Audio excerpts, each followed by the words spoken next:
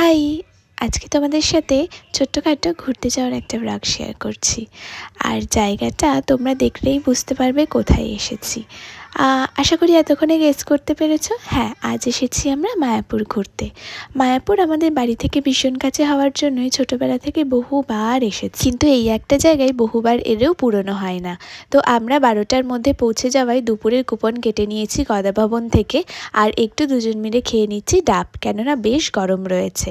আর 12টা অবধি কুপন দেওয়া হয়, তারপরে আর দুপুরের প্রসাদের কুপন পাওয়া যায় না, এটা মাথায় রাখবে।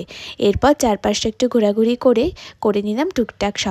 আমার না ওই কুচি কুচি দেওয়া সায়া কেনার খুব ইচ্ছে ছিল, তো আমার জন্য মাদের জন্য কেনাকাটা করে এই তো ডান। এবার আমরা রওনা দিয়েছি প্রসাদ খাবো বলে গদা ভবনের দিকে।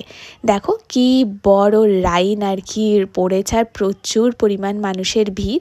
আর আজকে তো 150 টাকার কুপন পাইনি, আমরা 80 টাকার কুপনই কেটেছি, বাট ভীষণ ভালো খেয়েছি। প্রসাদের স্বাদ তো অলওয়েজ ভালো, শেয়ার বলে বোঝানোর দরকার নেই আশা করি। তো আজ হাতে আর বেশি সময় নেই, পরে একদিন আসবো, এসে থেকেও যাব। তো চলো আজকের মতো আসি। আর ভালো লাগলে লাইক করো, আর চ্যানেলটা সাবস্ক্রাইব করো, ফেসবুক থেকে দেখলে ফলো করে দিও। আর আসার পথে এই ছোট্ট হাঁসদেরও দেখা পেয়েছি। তো চলো, টাটা, বাই।